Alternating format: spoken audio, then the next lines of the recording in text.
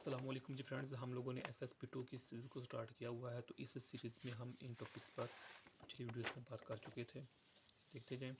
तो आज की जो हमारे पास वीडियो है वो वीडियो नंबर 23 है। इसका बी पार्ट है basic properties of conductors.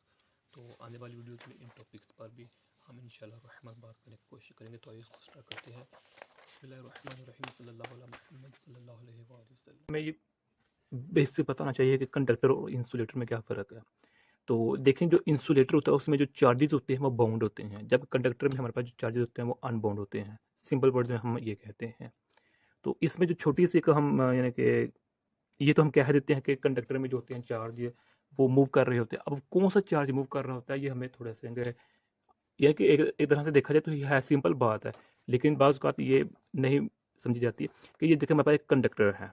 Okay, इस कंडक्टर में अच्छा पहले हम इंसुलेटर लेते हैं। ये हमारे पास एक इंसुलेटर है। इंसुलेटर में जो हमारे पास सपोज करते हैं हमारे पास ये पॉजिटिव चार्ज है। ओके, और ये हमारे पास क्या है, नेगेटिव चार्ज है। अब इसी तरह हमारे पास ये क्या पॉजिटिव और नेगेटिव है। अब इसका और इसका जो डिस्टेंस है वो ऑलमोस्ट एग्जैक्ट है, यानी कि दो हमारे पास ये पॉजिटिव है और ये नेगेटिव है, इनके दरमियान सपोज करिए हमारे पास स्प्रिंग है। यानी कि जब भी हम इंसुलेटर पर इलेक्ट्रिक फील्ड अप्लाई करते हैं या इसको खींचते हैं, जो यानी करते हैं, तो अब जो चार्जेस है ये स्लाइटली से डिफरेंस स्लाइटली आगे पीछे होते हैं। यानी कि ये थोड़ा सा ऐसे हो जाएगा, ये ऐसे हो जाएगा, या फिर ऐसे हो जाएगा, ये ऐसे हो जाएगा, कंप्लीट एक दूसरे के साथ मिलेंगे नहीं। ओके, यानी कि अपनी पोजीशन से स्लाइटली सा डिस्प्लेस होंगे, आगे पीछे होंगे बस। ओके, लेकिन जो मेरे पास कंडक्टर होता है, कंडक्टर में क्या होता है, हमारे पास जो पॉजिटिव चार्जेस होते हैं वो अपनी जगह बाउंड होते हैं, लेकिन जो मेरे पास इलेक्ट्रॉन्स होते हैं वो मूव कर रहे होते हैं। इलेक्ट्रॉन्स जो होते हैं वो मूव कर रहे होते हैं किसी भी जगह पर।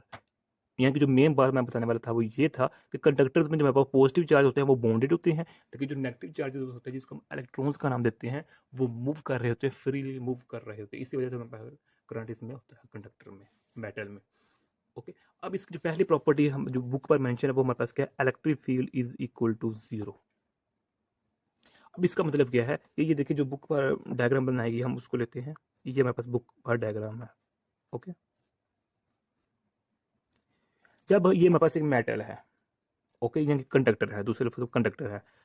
अभी तक हमने इधर पॉजिटिव नेगेटिव चार्ज नहीं रखे हुए। ओके, यानी कि अब हमारे पास ये देखें, ये हमारे पास सिर्फ एक कंडक्टर है। जब इस कंडक्टर को हम एक एक्सटर्नल इलेक्ट्रिक फील्ड, जिसको हम ई नॉट का नाम दे रहे हैं, इस एक्सटर्नल इलेक्ट्रिक फील्ड के अंदर रखते हैं, ये हमारे पास ये एक्सटर्नल इलेक्ट्रिक फील्ड आ रही हैं। ओके, और जिसकी डायरेक्शन क्या है, लेफ्ट से राइट जाने में।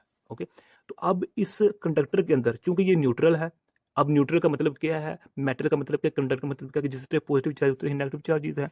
जब इसको हम एक्सटर्नल इलेक्ट्रिक फील्ड के अंदर रखते हैं, इस पीस ऑफ मेटल को, पीस ऑफ कंडक्टर को, तब हमारे पास जब इस साइड पर नेगेटिव चार्जेस आ जाते हैं और इस साइड पर हमारे पास पॉजिटिव चार्जेस आ जाते हैं।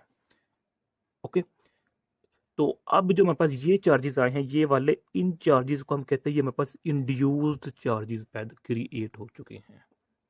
क्या हो चुके हैं, इंड्यूस्ड चार्जेस क्रिएट हो चुके हैं, पैदा हो चुके हैं। और मजेदार बात यह है कि इनकी डायरेक्शन ऑपोजिट है। ओके, यानी कि जो मेरे पास इसकी डायरेक्शन इस जानिब है और जो इंड्यूस चार्जेस उसकी डायरेक्शन इस जानिब है, और जो इसको हम नाम देते हैं ई का। अब इसका और इसकी जो मैग्नीट्यूड है वो सेम है, लेकिन क्या है, ऑपोजिट है। इसलिए इसका जो इफेक्ट होगा इस पर वो एक दूसरे को कैंसिल आउट कर देंगे। इसलिए जो मेरे पास इलेक्ट्रिक फील्ड होगा इसके अंदर वो मेरे पास क्या हो जाएगा, 0 हो जाएगा। ओके, अब हम सेकंड प्रॉपर्टी पर चलते हैं। सेकंड प्रॉपर्टी में हमारे पास वो बिल्कुल इजी है, उसको हम गाजी ला के थ्रू जो हमें चार्ज डेंसिटी होती है, charge density is equal to 0, जिसको हम रो से भी डिनोट करते हैं। यानी कि अगर हम गाजीज ला अप्लाई करें तो गाजीज ला क्या कहता है, गाजीज ला हमारे पास होता है E divergence del dot E is equal to rho over E naught. अब अगर हमारे पास रो ही 0 है तो ये तमाम फैक्टर क्या हो जाएगा, 0 हो जाएगा।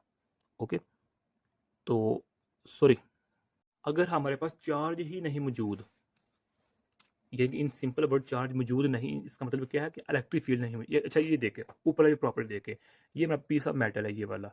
ओके, जब इसको हमने एक्सटर्नल इलेक्ट्रिक फील्ड के अंदर रखा तो यह महसूस क्या हो रहा है कि इसके अंदर चार्ज नहीं है। चार्ज नहीं का मतलब क्या है कि यह इलेक्ट्रिक फील्ड 0 है। आप ये कह लें इलेक्ट्रिक फील्ड 0 है। ओके, हालांकि चार्ज मौजूद होता है। तो जब इलेक्ट्रिक फील्ड जीरो है, जब ये फैक्टर जीरो, तो ये तमाम जीरो हो जाएगा, ये भी इधर अगर क्या हो जाएगा, जीरो हो जाएगा, तो मेरे पास क्या आंसर आ जाएगा, जीरो आंसर आ जाएगा। ओके हो गया। तो अब जो मेरे पास ये है चार्ज डेंसिटी जीरो है, इसका मतलब क्या है, नो वॉल्यूम, कि उसके अंदर कोई भी वॉल्यूम नहीं है। जब चार्ज ही नहीं मौजूद रहा, यानी कि चार्ज तो एक्चुअली मौजूद है, लेकिन वो उनकी जो पावर है वो एक्सटर्नल एक्टिव फील्ड के को ख़त्म करने में वो ख़त्म हो चुकी है। जो यहाँ चार्जेस थे उनकी जो पावर थी वो ख़त्म हो चुकी है इस इलेक्ट्रिक फील्ड के ऑपोजिटली। तो चार्ज मौजूद नहीं, in simple word electric field नहीं मौजूद, इलेक्ट्रिक फील्ड नहीं मौजूद। जब इलेक्ट्रिक फील्ड मौजूद है तो समझो ये कंपोनेंट जीरो, जब ये कंपोनेंट जीरो, इसका मतलब ये भी आकर जीरो हो जाएगा। इसका मतलब ये charge density is equal to zero. जब charge density is equal to zero मतलब है वहाँ no volume charge. Okay.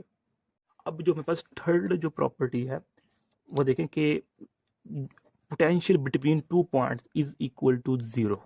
Potential between two points is equal to zero कह ले, या फिर ये कह ले कि कंडक्टर के अंदर, मेटल के अंदर हर पॉइंट का जो पोटेंशियल होता है वो सेम होता है। यानी कि ये देखिए हमारे पास ये कंडक्टर है, इसके अंदर लेते हैं हमारे पास ये पॉइंट है, इसको हम पॉइंट ए का नाम देते हैं, इसको हम पॉइंट बी का नाम देते हैं। ओके, ये दो पॉइंट्स, इनका हम पोटेंशियल लेते हैं। अब जो पोटेंशियल होगा वो हमारे पास क्या होगा, ये हमारे पास पोटेंशियल होगा। यानी कि इधर आप लिमिट अप्लाई कर दीजिए, लिमिट है लोअर लिमिट, ये हमारे पास लिमिट है। ओके, तो ये हमारे पास पोटेंशियल डिफरेंस है। आप इसको सरफेस की फॉर्म में लिख सकते हैं, या फिर आप वॉल्यूम की फॉर्म में, लेकिन इसको हमने लाइन इंटीग्रल की फॉर्म में लिखा है। ओके, आप इसको सरफेस की फॉर्म में लिख सकते हैं, इसको हमने लास्ट वीडियो में डिस्कस किया हुआ है। खैर, अब देखें जब हमारे पास एक कंडक्टर है, कंडक्टर के अंदर जब हमारे पास इलेक्ट्रिक फील्ड ही जीरो है, जब ये कंपोनेंट जीरो, इसका मतलब ये तमाम क्या है, जीरो है, तो इसलिए हमारे पास क्या हो गया कि जो इलेक्ट्रिक पोटेंशियल का डिफरेंस है वो इक्वल टू जीरो। या इन सिंपल वर्ड्स हम ये कहते हैं कि कंडक्टर के अंदर कोई भी पॉइंट ले लें, हर पॉइंट का जो पोटेंशियल है वो इज इक्वल टू सेम है। इस पॉइंट का इससे, इसका इससे, जो पोटेंशियल इसका वही पोटेंशियल जो इसमें तमाम पार्टिकल्स ऑफ पॉइंट्स है उसका है, सेम है पोटेंशियल। इसलिए हम कहते हैं कि जो हमारे पास कंडक्टर है वो इको पोटेंशियल है। हमारे पास कंडक्टर क्या है, हमारे पास क्या है, इको पोटेंशियल है। अब जो मेरे पास नेक्स्ट प्रॉपर्टी बताई गई है वो, अच्छा एक छोटी सी प्रॉपर्टी दी गई है बुक पर, जैसे मैं दिखा देता हूँ कि ये देखें, आप इसकी स्क्रीनशॉट ले लें, यहाँ से मैं प्रॉपर्टी स्टार्ट हो रही है, तो ये देखते जाएं। ओके, तो एक ये third property, any net charge resides on the surface, वो अभी हम इसको देखते हैं, जब ये प्रॉपर्टी समझ आ गई जी तो थर्ड भी समझ आ जाएगी। ओके, तो ये देखते जाएं। तो अब देखिए जो मेरे पास फिफ्थ प्रॉपर्टी है वो मेरे पास क्या है, electric is perpendicular to surface. अब इसको हम देखते हैं फिफ्थ क्या हमारे पास। ओके, अब चूंकि हमने अभी बताया है कि जो मेरे पास ये कंडक्टर है, इस कंडक्टर के अंदर जो मेरे पास इलेक्ट्रिक फील्ड है वो इज इक्वल टू जीरो है। ओके, लेकिन इनसाइड तो जीरो है, लेकिन आउटसाइड जो मेरे पास इलेक्ट्रिक फील्ड होगी वो जीरो नहीं होगी। इसलिए जो मेरे पास इलेक्ट्रिक फील्ड होगी आउटसाइड वो सरफेस की क्या होगी, परपेंडिकुलर होगी। क्या होगी, सरफेस की परपेंडिकुलर होगी। ओके हो गया। अब वो अलग बात है कि इसकी जो डेंसिटी है इधर यानी कि ज़्यादा होगी या फिर इधर ज़्यादा होगी। बस जो मेन बात है इसमें बताने की वो ये है कि जो इलेक्ट्रिक फील्ड होता है वो सरफेस के परपेंडिकुलर होता है। इसमें ये बताया गया है कि अगर ये इलेक्ट्रिक फील्ड इस सरफेस के परपेंडिकुलर, यानी परपेंडिकुलर 90 का एंगल बन रहा है, अगर परपेंडिकुलर नहीं है, टेंजेंशियल कंपोनेंट के तौर पर बिहेव कर रही है इलेक्ट्रिक फील्ड के सरफेस के साथ, तब क्या होगा, उस केस में इस सरफेस के अलोंग जो चार्जेस हैं वो मूव करना स्टार्ट कर देंगे।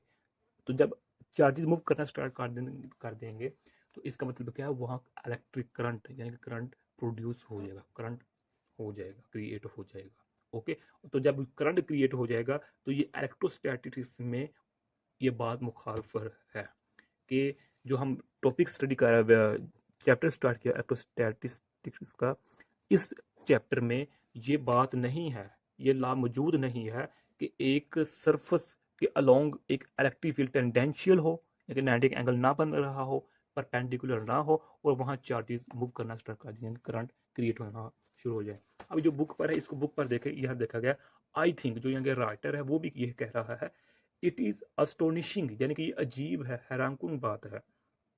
ओके, ये सरप्राइज है एक तरह का कि dead charge only conductor flows to the surface, कि जो पास चार्जेस है, कंडक्ट करंट है वो सरफेस के अलोंग मूव करे, ये हैरान कुन बात है, ऐसा नहीं होता। ओके, तो ये था हमारे पास 5th पॉइंट।